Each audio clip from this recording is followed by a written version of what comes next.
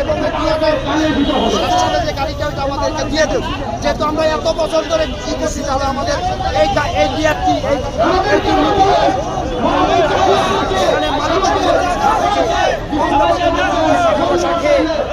মালিকদেরকে বারবার গাড়ি দিচ্ছে, আমাদের 7,000 গাড়ি সেই গাড়ি আমাদেরকে দিচ্ছে না, তাহলে কিভাবে চলবে?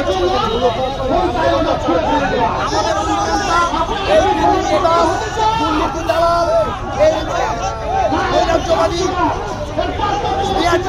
এইটা আমরা চাই না।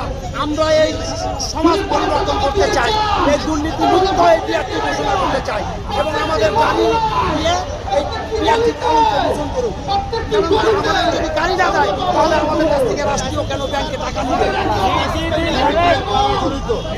আমার এই বিআরটি এর ঊর্ধ্বতর কর্মকর্তা সবাই এর সাথে জড়িত, তাহলে